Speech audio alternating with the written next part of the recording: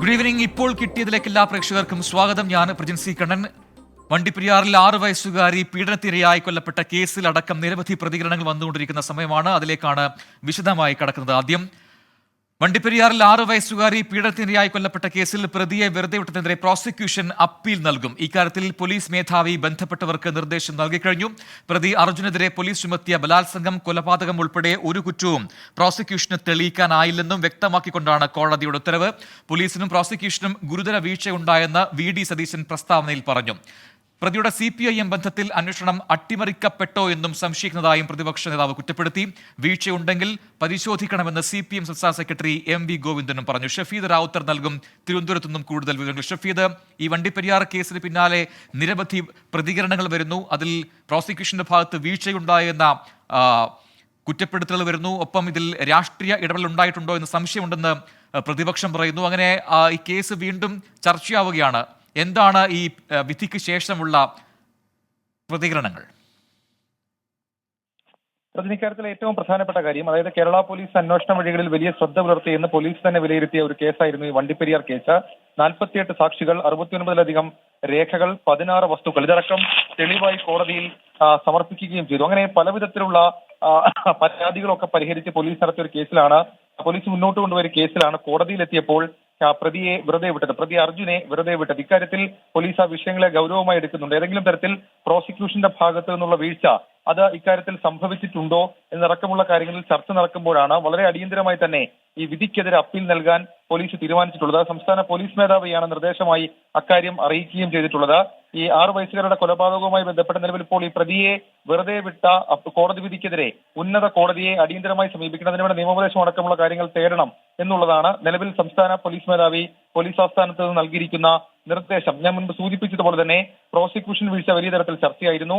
ഈ വിധിക്ക് മുൻപ് ഈ കുട്ടിയുടെ അച്ഛനടക്കം പറഞ്ഞ കാര്യം, ഈ ഓരോ ഘട്ടത്തിലും, അതായത് ഈ വിചാരണ സമയത്തും പോലീസും പ്രോസിക്യൂഷനും അടക്കം കാര്യമായി സഹകരിച്ചു എന്നുള്ളതാണ്. പക്ഷേ ഇങ്ങനെ ഒരു വിചിത്രമായ വിധി വന്നതിന് പിന്നാലെ വലിയ തരത്തിലുള്ള പ്രതിഷേധം ബന്ധുക്കളുടെ ഭാഗത്തു നിന്നുണ്ടായി, നാട്ടുകാരുടെ ഭാഗത്തു നിന്നുണ്ടായ ഞെട്ടൽ, അതടക്കമുള്ള കാര്യങ്ങൾ മാറുന്നതിന് മുൻപ് തന്നെ അപ്പീൽ നൽകാനുള്ള തീരുമാനം പോലീസ് എടുക്കുകയായിരുന്നു. ഇക്കാര്യത്തിൽ എന്തെങ്കിലും തരത്തിലുള്ള വീഴ്ച പോലീസിന്റെ ഭാഗത്ത് നിന്ന് ഉണ്ടായിട്ടുണ്ടോ അടക്കമുള്ള കാര്യങ്ങളും പോലീസ് പരിശോധിക്കും. ശരി, ഷഫീദ് റാവുത്തറാണ് വിവരങ്ങൾ നൽകിയത്. സഭാ നടപടികൾ തടസ്സപ്പെടുത്തിയെന്നാരോപിച്ച് ലോക്സഭാ MP-മാർക്കെതിരെ കൂട്ട നടപടി. കേരളത്തിൽ നിന്നുള്ള 6 MP-മാർ ഉൾപ്പെടെ 14 പേരെ സസ്പെൻഡ് ചെയ്തു. കേരളത്തിൽ നിന്നുള്ളവരിൽ ഡീൻ കുര്യാക്കോസ്, TN പ്രതാപൻ, രമ്യ ഹരിദാസ്, ഹൈബി ഈഡൻ, VK ശ്രീകണ്ഠൻ, ബെന്നി ബെഹനാൻ എന്നിവരെയാണ് സസ്പെൻഡ് ചെയ്തത്. തമിഴ്നാട്ടിൽ നിന്നുള്ള ജ്യോതി മണിയെയും കനിമൊഴിയെയും സസ്പെൻഡ് ചെയ്തിട്ടുണ്ട്. പ്രതിപക്ഷ ബഹളത്തെ തുടർന്ന് ലോക്സഭ പിരിഞ്ഞു. അച്യുതൻ നൽകും ഡൽഹിയിൽ നിന്നും കൂടുതൽ വിവരങ്ങൾ. അച്യുതൻ,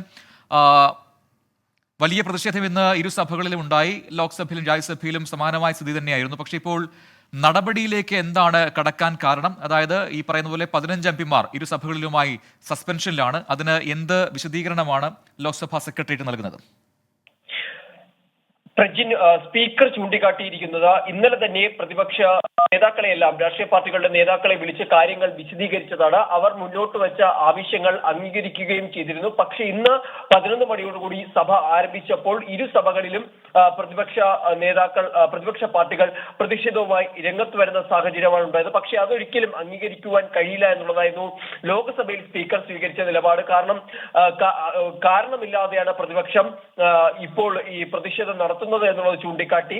ഒപ്പം പ്രതിരോധ മന്ത്രി രാജ്നാഥ് സിംഗ് പറഞ്ഞത്, ഈ കാരണമില്ലാതെ നടത്തുന്ന ഈ പ്രതിഷേധത്തിന് പ്രതിപക്ഷ അംഗങ്ങൾക്കെതിരെ കർശന നടപടി സ്വീകരിക്കണം എന്നുള്ള ഒരു ആവശ്യമായിരുന്നു പ്രതിരോധ മന്ത്രി മുന്നോട്ട് വെച്ചത്. തുടർന്ന് അതിനുശേഷം 2 മണിക്ക് സഭ വീണ്ടും പുനരാരംഭിച്ചപ്പോഴാണ് ഈ ലോക്സഭയുടെ ഭാഗത്തുനിന്നും പ്രതിപക്ഷ MP-മാർക്കെതിരെ ഒരു കൂട്ട നടപടി ഉണ്ടായിരിക്കുന്നത്.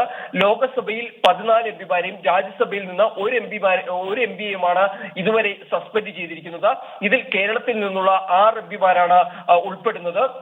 VK ശ്രീകണ്ഠൻ, ബെന്നി ബെഹ്നാനിൻ, TN പ്രതാപൻ, ഹൈബി ഈഡൻ, രമ്യ ഹരിദാസ് ഉൾപ്പെടെയുള്ള 6 MP-മാരാണ് കേരളത്തിൽ നിന്ന് ഈ സസ്പെൻഷൻ ലിസ്റ്റിൽ ഉൾപ്പെടുന്നത്.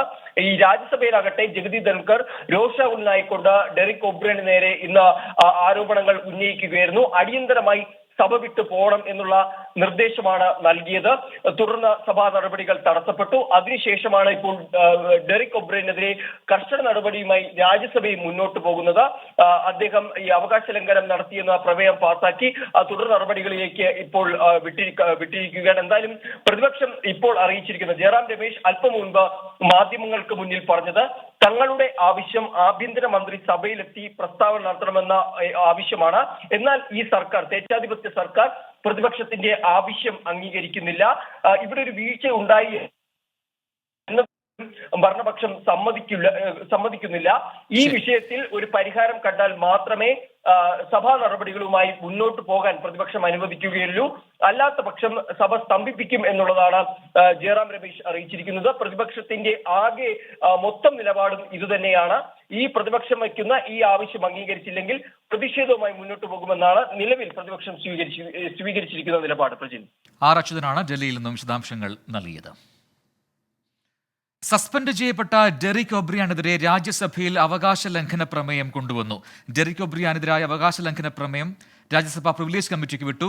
3 മാസത്തിനകം സമിതി റിപ്പോർട്ട് സമർപ്പിക്കണം. സസ്പെൻഡ് ചെയ്യപ്പെട്ട ഡെറിക് ഒബ്രിയാൻ രാജ്യസഭാ ചേംബറിൽ നിന്ന് പുറത്തു പോകാൻ തയ്യാറാകാത്തതിനെ തുടർന്ന് രാജ്യസഭ ഇന്നത്തേക്ക് പിരിഞ്ഞിരുന്നു. അതിനിടെ പാർലമെന്റിലെ സുരക്ഷാ വീഴ്ചയിൽ പ്രതിപക്ഷ നേതാവ് മല്ലികാർജുൻ ഖർഗെ രാജ്യസഭാ ചെയർമാൻ ജഗ്ദീപ് ധൻഖറിന് കത്തയച്ചു.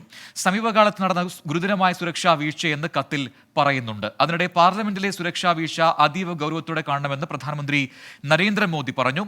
പ്രധാനമന്ത്രി വിഷയം മന്ത്രിമാരുമായി ചർച്ച ചെയ്യുകയും ചെയ്തു. ബൽറാം നെടുങ്ങാടി ഡൽഹിയിൽ നിന്ന് ചെയ്യുന്നുണ്ട് കൂടുതൽ വിവരങ്ങളുമായി. ബൽറാം, രാജ്യസഭയിലെ ഇന്നത്തെ നടപടിക്രമങ്ങളിൽ ഏറ്റവും പ്രധാനപ്പെട്ടതാണിത്. ഈ അവകാശ ലംഘന പ്രമേയം അത് എന്താണ്, എന്ത് കാരണം കൊണ്ടാണ്, ഒപ്പം അതിനുള്ള മറ്റ് പ്രതികരണം, പ്രത്യേകിച്ചും പ്രതിപക്ഷ പ്രതികരണം ഏത് വിധത്തിൽ? പ്രജിൻ സൂചിപ്പിച്ച പോലെ തന്നെ അത്യപൂർവമായ ഒരു നടപടിക്രമമാണ് അല്ലെങ്കിൽ ഒരു സാഹചര്യമാണ് ഇത്തവണ ഈ ലോക്സഭയിലുണ്ടായ സുരക്ഷാ വീഴ്ചയുമായി ബന്ധപ്പെട്ട് രാജ്യസഭയിൽ ഇന്ന് നടന്നത്. രാവിലെ മുതൽ തന്നെ പ്രതിപക്ഷം പ്രതിഷേധിച്ചിരുന്നു. ഈ പ്രതിഷേധത്തിൽ ഏറ്റവും മുന്നിൽ നിന്നത് തൃണമൂൽ കോൺഗ്രസ് ആയിരുന്നു. മൗവ മൈത്രയെ പുറത്താക്കിയത് ചൂണ്ടിക്കാണിച്ചുകൊണ്ടാണ് തൃണമൂൽ കോൺഗ്രസ് നേതാവ് ഡെറിക് ഒബ്രയൻ രാജ്യസഭയിൽ ഈ പ്രതിഷേധത്തിന് നേതൃത്വം നൽകിയത്. ജഗ്ദീപ് ധൻഖറും ഡെറിക് ഒബ്രയനും അദ്ദേഹം ജഗ്ദീപ് ധൻഖർ സഭാധ്യക്ഷനായി എത്തിയത് മുതൽ തന്നെ എല്ലാ സമ്മേളനത്തിലും കൊമ്പ് കോർത്തിട്ടുണ്ട്. സമാനമായ സാഹചര്യം ഇന്നും ഉണ്ടാവുകയും ഡെറിക് ഒബ്രയനെ സഭ വിട്ടുപോകാൻ ആവശ്യപ്പെടുകയും ചെയ്തു സഭാധ്യക്ഷൻ. എന്നാൽ അതിന് ഡെറിക് ഒബ്രയൻ തയ്യാറാകാതിരുന്നതോടെ അദ്ദേഹത്തെ സസ്പെൻഡ് ചെയ്യുകയായിരുന്നു. പിന്നീട് സഭ സമ്മേളിച്ച ഉടൻ തന്നെ ഉച്ചയ്ക്ക് 12 മണിക്ക്. എന്നാൽ സഭ വിട്ടുപോകാൻ സസ്പെൻഷൻ ലഭിച്ച ശേഷവും ഡെറിക് ഒബ്രയൻ തയ്യാറാകാതിരിക്കുകയും ചേംബറിൽ തന്നെ തുടരുകയും ചെയ്തു. തുടർന്ന് 2 തവണ സഭ സമ്മേളിച്ചെങ്കിലും ഡെറിക് ഒബ്രയൻ സഭ വിട്ടുപോകാത്തതിനെ തുടർന്ന് സഭ പിന്നീട് പിരിയുകയായിരുന്നു. ഒടുവിൽ 4 മണിക്ക് സമ്മേളിച്ച ഘട്ടത്തിൽ വിഷയം അവകാശ ലംഘനമാണെന്ന് ചൂണ്ടിക്കാട്ടി സഭാധ്യക്ഷൻ ചൂണ്ടിക്കാണിച്ചതോടുകൂടി BJPയുടെ സഭാകക്ഷി നേതാവ് പീയൂഷ് ഗോയൽ ഡെറിക് ഒബ്രയനെതിരെ അവകാശ ലംഘനത്തിന് നോട്ടീസ് നൽകുകയും അത് ശബ്ദവോട്ടോടെ പാസ്സായി പ്രിവിലേജ് കമ്മിറ്റിക്ക് വിഷയം വിടുകയും 3 മാസത്തിനകം പ്രിവിലേജ് കമ്മിറ്റി മറുപടി നൽകണം എന്ന് വ്യക്തമാക്കുകയും ചെയ്തു. അതേസമയം പ്രധാനമന്ത്രി നരേന്ദ്രമോദി മന്ത്രിമാരുമായി ഈ സുരക്ഷാ വീഴ്ച സംബന്ധിച്ച് ചർച്ച നടത്തുകയും വിഷയം ഗൗരവത്തോടെ കാണണം എന്ന് അദ്ദേഹം മന്ത്രിമാർക്ക് നിർദ്ദേശം നൽകിയതായും റിപ്പോർട്ടുകൾ പുറത്തു വരുന്നുണ്ട്. ഇതിന്റെ കൂടുതൽ വിവരങ്ങൾ ലഭ്യമാകേണ്ടതുണ്ട്. ഇന്ന് രാജ്യസഭയിലെ പ്രതിപക്ഷ നേതാവ് മല്ലികാർജുൻ ഖാർഗെ സഭാ അധ്യക്ഷന് കത്തയച്ചിട്ടുണ്ട്. അതീവ പ്രാധാന്യമുള്ള വിഷയമാണ് ഇത് എന്നും ചട്ടം 267 അനുസരിച്ച് ചർച്ച ചെയ്യണമെന്നും ആവശ്യപ്പെട്ടാണ് കത്തയച്ചത്. ബൽറാം നെടുങ്ങാടിയാണ് ഡൽഹിയിൽ നിന്ന് വിശദാംശങ്ങൾ നൽകിയത്. ചലച്ചിത്ര അക്കാദമിയിൽ ചെയർമാൻ രഞ്ജിത്തിനെതിരെ പടയൊരുക്കം. രഞ്ജിത്തിനെ ചെയർമാൻ സ്ഥാനത്ത് നിന്ന് നീക്കണമെന്നാവശ്യപ്പെട്ട് അക്കാദമി അംഗങ്ങൾ സമാന്തര യോഗം ചേർന്നു. ചലച്ചിത്ര അക്കാദമിയെ സംബന്ധിച്ച തീരുമാനങ്ങൾ താൻ ഒറ്റയ്ക്കല്ല എടുക്കുന്നതെന്ന് അക്കാദമി ചെയർമാൻ രഞ്ജിത്ത് പറഞ്ഞു. സർക്കാർ ആവശ്യപ്പെട്ടാൽ സ്ഥാനമൊഴിയും. താൻ യോഗ്യനാണോ അല്ലയോ എന്ന് സാംസ്കാരിക വകുപ്പും സർക്കാരും പറയട്ടെ എന്നും രഞ്ജിത്ത് കൂട്ടിച്ചേർത്തു. ഇവിടെ രഞ്ജിത്ത് ഒറ്റയ്ക്ക് ഇരുന്നിട്ട് തീരുമാനിക്കുകയാണോ എന്ന് മറ്റുള്ളവരോടും ചോദിക്കാം. അവർക്കും ഒരു മറുപടി ഉണ്ടാവില്ലേ? അപ്പോൾ അവരെല്ലാവരും പറയണം, അതെ ഞങ്ങളെല്ലാവരും വെറുപ്പ് മുട്ടുകയാണ് ഇയാളുടെ തീരുമാനത്തിൽ എന്ന് പറയുകയാണെങ്കിൽ ആ നിമിഷം സർക്കാരിന് അത് ബോധ്യപ്പെടും. സർക്കാർ പറയും നിങ്ങൾ തുടരേണ്ടതില്ല എന്ന് പറഞ്ഞാൽ ഇറങ്ങിപ്പോവും. പരാതി തീർച്ചയായും മന്ത്രി പരിശോധിക്കും. എനിക്ക് തോന്നുന്നു ഈ ദിവസങ്ങളിൽ നമ്മുടെ യാത്രയിലാണല്ലോ അവരെല്ലാവരും. അവർ തിരിച്ചെത്തിയിട്ട് പരാതി പരിശോധിക്കും. അതിന് വളരെയധികം പ്രാധാന്യം അവർക്ക് ബോധിച്ചെങ്കിൽ അതിനു മുമ്പ് തന്നെ ഞാനുമായിട്ട് അവർ സംസാരിക്കും. എന്നിട്ട് സാംസ്കാരിക വകുപ്പും സർക്കാരും പറയുകയാണ് നിങ്ങൾ തലസ്ഥാനത്ത് തുടരാൻ അർഹനല്ല, യോഗ്യനല്ല എന്ന് പറഞ്ഞാൽ ആ നിമിഷം പടിയിറങ്ങാനുള്ള മനസ്സും എനിക്കുണ്ട്. ഹരികൃഷ്ണൻ ചെയ്തതിന്റെ കൂടുതൽ വിവരങ്ങളുമായി തിരുവനന്തപുരത്ത് നിന്നും. ഹരികൃഷ്ണൻ, നേരത്തെ ഡോക്ടർ ബിജുവിന്റെ രാജി, അതേ തുടർന്നുണ്ടായ പ്രതികരണങ്ങൾ, പിന്നീട് മന്ത്രി സജി ചെറിയാൻ അതിൽ ബിജു പറയുന്ന കാര്യങ്ങൾ കഴമ്പുണ്ട് എന്ന് നടത്തിയ പ്രതികരണങ്ങൾ, അതിന് പിന്നാലെയാണ് ഇപ്പോൾ രഞ്ജിത്തിന്റെ ഈ വിഷയത്തിലെ ആദ്യ പ്രതികരണം വന്നിരിക്കുന്നത്. അതിൽ പറയുന്നു താൻ ഒറ്റയ്ക്കല്ല തീരുമാനങ്ങൾ എടുക്കുന്നത്, കൂട്ടായി എടുക്കുന്ന തീരുമാനമാണ്. പക്ഷേ അങ്ങനെ പറയുമ്പോഴും പിന്നെ ഒരു സമാന്തര യോഗം ചേർന്ന് അംഗങ്ങൾ ഒരു പരാതി നൽകാനിടയുള്ള സാഹചര്യം, അതിനെക്കുറിച്ച് എന്തെങ്കിലും പ്രതികരണം രഞ്ജിത്ത് നടത്തിയോ?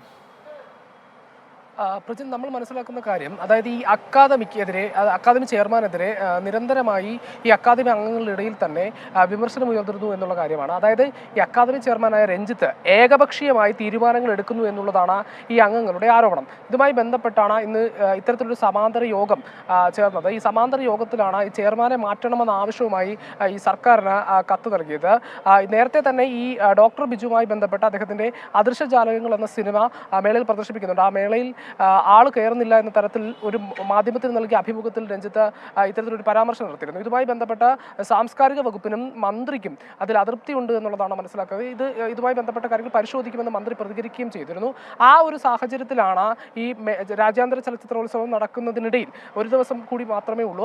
അതിനിടയിലാണ് ഇത്തരത്തിലൊരു സമാന്തര യോഗം അക്കാദമി അംഗങ്ങൾ ചേരുന്നത്. 15 പേരടങ്ങുന്ന അക്കാദമി അംഗങ്ങളിൽ 9 പേരാണ് ഇത്തരത്തിൽ യോഗം ചേർന്നതെന്നാണ് മനസ്സിലാക്കാൻ സാധിക്കുന്നത്. ചെയർമാനെ മാറ്റണം എന്ന് തന്നെയാണ് അവരുടെ ആവശ്യവും.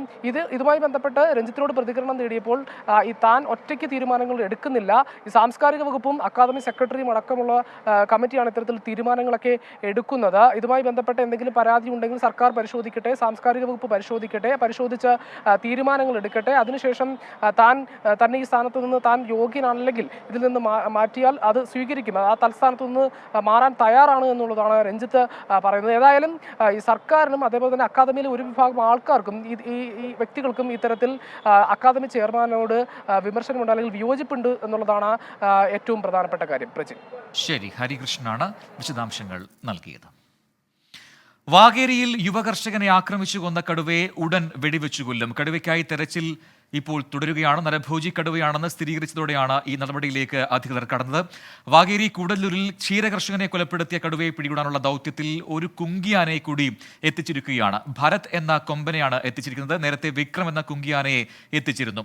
പൂതാടി ഗ്രാമപഞ്ചായത്തിലെ മൂടക്കൊല്ലിയിലെ നിരോധനാജ്ഞ ഈ മാസം 19 വരെ നീട്ടിയിട്ടുണ്ട്. സുർജിത്ത് അയ്യപ്പത്ത് ചേരുന്നുണ്ട് വയനാട് നിന്നും ഏറ്റവും പുതിയ അപ്ഡേറ്റുകളുമായി. സുർജിത്ത്, ഈ കടുവയെ കണ്ടെത്തണം, പിന്നീട് വെടിവെച്ചു കൊല്ലുക എന്നതാണ് ലക്ഷ്യം. പക്ഷേ അതിങ്ങനെ നീണ്ടുപോകും. രാവിലെ തുടങ്ങിയതാണ് ഈ തെരച്ചിലൊക്കെ തന്നെ. അത് കൃത്യമായി കടുവയെ ലൊക്കേറ്റ് ചെയ്യാൻ സാധിക്കുന്നില്ല സംഘത്തിന് എന്നാണോ മനസ്സിലാക്കേണ്ടത്?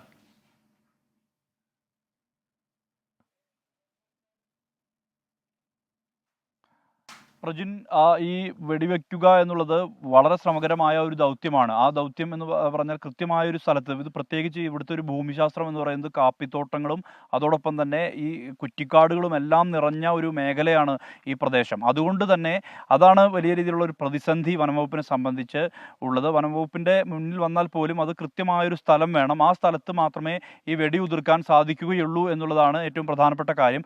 അത്തരത്തിലൊരു സ്ഥലത്ത് വെച്ച് കടുവയെ കിട്ടിയാൽ മാത്രമേ അത്തരത്തിൽ ഒരു ദൗത്യത്തിലേക്ക് കടക്കാൻ കഴിയൂ എന്നുള്ളതാണ് വനംവകുപ്പ് വ്യക്തമാക്കുന്നത്. എന്തായാലും പരിശോധന 3 സംഘങ്ങളായുള്ള RRT സംഘത്തിൻ്റെ പരിശോധനയാണ് നടക്കുന്നത്. എന്തായാലും ഇന്ന് പരിശോധന ഇപ്പോൾ തിരക്കിട്ട ചില കൂടിയാലോചനകളും യോഗങ്ങളും എല്ലാം തന്നെ നടന്നുകൊണ്ടിരിക്കുകയാണ്. ആ യോഗങ്ങളിൽ ഇനിയിപ്പോൾ നാളത്തെ ദൗത്യം എങ്ങനെയാണ് എന്നുൾപ്പെടെയുള്ള കാര്യങ്ങളിലാണ് തീരുമാനം ഉണ്ടാകേണ്ടിയിരിക്കുന്നത്. ഡോക്ടർ അരുൺ സക്കറിയ സ്ഥലത്ത് എത്തിയിട്ടുണ്ട്. മാത്രമല്ല നോർത്തേൺ CCF ആയിട്ടുള്ള KS ദീപ ദിവസങ്ങളായി ഇവിടെയുണ്ട്. അതായത് ഈ സംഭവം നടന്നതിൻ്റെ 3ാമത്തെ ദിവസമാണ് അവർ ഇവിടെ എത്തി. അതിനുശേഷം ഇവിടെ ക്യാമ്പ് തന്നെയാണ് അവർ.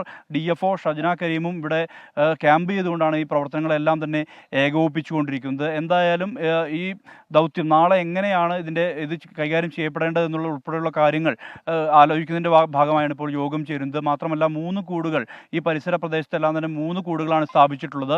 ഈ 3 കൂടുകൾക്ക് സമീപത്തെല്ലാം തന്നെ ക്യാമറ ട്രാപ്പുകൾ വെച്ചിട്ടുണ്ട്. എന്തായാലും കടുവയെ പിടികൂടാൻ കഴിയും എന്നുള്ള തരത്തിൽ പിടികൂടുകയോ അല്ലെങ്കിൽ വെടിവെച്ച് കൊല്ലുകയോ എന്ന ശ്രമത്തിലേക്ക് തന്നെയാണ് വനംവകുപ്പ് ഉദ്യോഗസ്ഥർ മുന്നോട്ട് പോയിക്കൊണ്ടിരിക്കുന്നത്. നാട്ടുകാരെ സംബന്ധിച്ച് വലിയ ആശങ്ക നിലനിൽക്കുന്നുണ്ട്. എന്തായാലും അത്തരം നടപടികളിലേക്ക്, അത് നാളെ ഈ ദൗത്യം തുടരാനുള്ള നീക്കം തന്നെയാണ് തന്നെയാണ് വനംവകുപ്പിന്റെ ഭാഗത്തു നിന്ന് ഉള്ളത്. ശരി, സുജിത് അയ്യപ്പത്താണ് വയനാട്ടിൽ നിന്നും ഏറ്റവും പുതിയ വിവരങ്ങൾ പങ്കുവച്ചത്. കരുവന്നൂർ സഹകരണ ബാങ്കിൽ നിന്ന് അനധികൃത വായ്പകൾ നൽകാൻ ഭരണസമിതിയെ ഭീഷണിപ്പെടുത്തിയത് CPI നേതാവായ PR അരവിന്ദാക്ഷൻ എന്ന് എൻഫോഴ്സ്മെന്റ് ഡയറക്ടറേറ്റ്. കേസിൽ മുഖ്യപ്രതിയായ P സതീഷ് കുമാർ മന്ത്രിമാരെ ഉൾപ്പെടെ സ്വാധീനിക്കാൻ ശ്രമിച്ചത് അരവിന്ദാക്ഷൻ വഴിയാണെന്നും ആരോപണമുണ്ട്. PR അരവിന്ദാക്ഷന്റെ ജാമ്യാപേക്ഷ പരിഗണിക്കവേ കോടതിയിലാണ് ED കാര്യങ്ങൾ അറിയിച്ചത്. ജാമ്യ ഹർജി ഈ മാസം 21 മാറ്റി. വിനീത വിജി നൽകും കൊച്ചിയിൽ നിന്നും കൂടുതൽ വിവരങ്ങൾ. വിനീത, ED ഇത്തരം കാര്യങ്ങൾ പറയുന്നു, ഭീഷണിപ്പെടുത്തിയിട്ടുണ്ട് ഭരണസമിതിയെ എന്ന് പറയുന്നു. അതിന് കൃത്യമായ തെളിവുകൾ ഉണ്ട് എന്നുകൂടി ED കോടതിയിൽ ബോധ്യപ്പെടുത്തിയോ? തീർച്ചയായും പ്രജിൻ, അങ്ങനെ തന്നെയാണ്. CPM കൗൺസിലർ അരവിന്ദാക്ഷന്റെ തട്ടിപ്പ് മഞ്ഞുമലയുടെ ഒരു അറ്റം മാത്രമെന്നാണ് ED ഇന്ന് കോടതിയെ അറിയിച്ചിട്ടുണ്ടായിരുന്നത്. ഈ അരവിന്ദാക്ഷന്റെ ജാമ്യാപേക്ഷ പരിഗണിക്കുന്ന വേളയിലാണ് ഇത്തരം കണ്ടെത്തലുകൾ ED കോടതിയെ അറിയിച്ചത്. കരുവന്നൂരിലെ ഈ തട്ടിപ്പ് പണം CPM അക്കൗണ്ടുകളിലേക്കും എത്തിയെന്ന് ED കോടതി അറിയിച്ചിട്ടുണ്ട്. ബാങ്കിലെ ഭരണസമിതി മാത്രമല്ല, പുറത്തുള്ള രാഷ്ട്രീയക്കാരും തട്ടിപ്പിന് ഉത്തരവാദിയാണെന്നും ED കണ്ടെത്തിയിട്ടുണ്ട്. അനധികൃത വായ്പകൾക്കായി അരവിന്ദാക്ഷൻ ഭരണസമിതിയെ ഭീഷണിപ്പെടുത്തി സതീശന്റെ അനധികൃത ഇടപാടുകൾക്ക് വേണ്ടി മന്ത്രിമാർ ഉൾപ്പെടെയുള്ളവരെ സ്വാധീനിക്കാൻ ശ്രമിച്ചത് ഈ അരവിന്ദാക്ഷൻ വഴിയാണെന്നും ED കോടതിയെ അറിയിച്ചിട്ടുണ്ട്. സതീശന്റെ മകളുടെ മെഡിക്കൽ പഠനത്തിനായി ഫീസ് അടച്ചത് അരവിന്ദാക്ഷന്റെ അക്കൗണ്ടിലൂടെയാണെന്നും ഈ അക്കൗണ്ട് വിവരങ്ങൾ ഉൾപ്പെടെയുള്ള കാര്യങ്ങളും ED ശേഖരിച്ചിട്ടുണ്ട്. ഈ വിശദാംശങ്ങളും കോടതിക്ക് കൈമാറിയിട്ടുണ്ട്. അരവിന്ദാക്ഷന്റെ ജാമ്യാപേക്ഷ പരിഗണിക്കുകയാണ് ഇക്കാര്യങ്ങൾ ED കോടതിയെ അറിയിച്ചത്. ഹർജി 21 മാറ്റിയിരിക്കുകയാണ്. പ്രജൻ, വിനീത വിജയാണ് വിശദാംശങ്ങൾ നൽകിയത്. കണ്ണൂർ തളിപ്പറമ്പിൽ സീബ്ര ലൈൻ മറികടക്കുന്നതിനിടെ വയോധികനെ ഇരുചക്ര വാഹനം ഇടിച്ചു. കാലിന് പരിക്കേറ്റ കൂവോട് സ്വദേശി അശോകനെ ആശുപത്രിയിൽ പ്രവേശിപ്പിച്ചു. അമിത വേഗത്തിൽ എത്തിയ ഇരുചക്ര വാഹനമാണ് അപകടമുണ്ടാക്കിയതെന്ന് ദൃക്സാക്ഷികൾ പറഞ്ഞു. സജോ ദേവസ്വം നൽകും കണ്ണൂരിൽ നിന്നും കൂടുതൽ വിവരങ്ങൾ. സജോ, തളിപ്പറമ്പിലാണ് ഈ അപകടം ഉണ്ടായത്. നേരത്തെ ഈ മേഖലയിൽ നിരവധി അപകടങ്ങൾ ഉണ്ടായതാണ്. എന്നിട്ടും ഇതൊരു ബ്ലാക്ക് സ്പോട്ടായി പ്രഖ്യാപിച്ചിട്ടില്ല എന്നാണോ മനസ്സിലാക്കേണ്ടത്? എന്താണ് ഈ സീബ്ര ലൈനിൽ ഇങ്ങനെ ഒരു അപകടം ഉണ്ടാവാൻ കാരണം?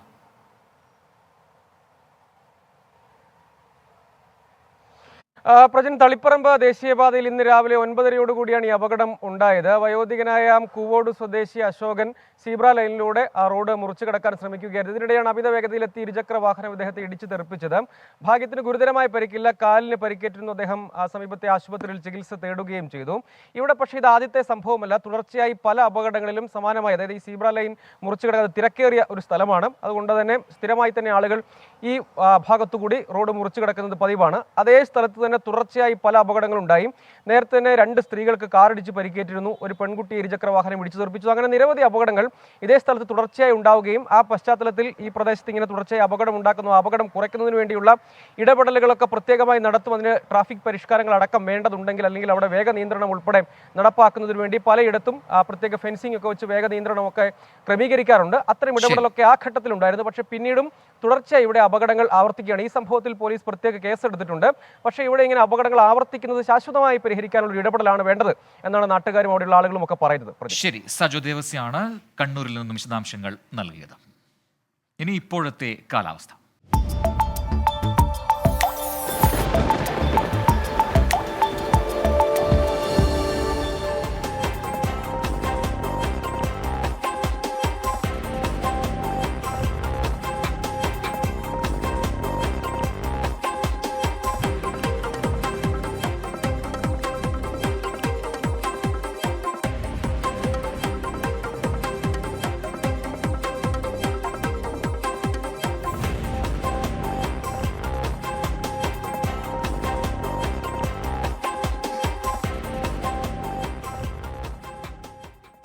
ഇപ്പോൾ കിട്ടിയത് പൂർത്തിയാവുന്നു. ഇനി ഈ മണിക്കൂറിലെ 100 വാർത്തകളുമായി 100 ന്യൂസിൽ ഗൂഗിൾ രവി ചേരും. നമസ്കാരം.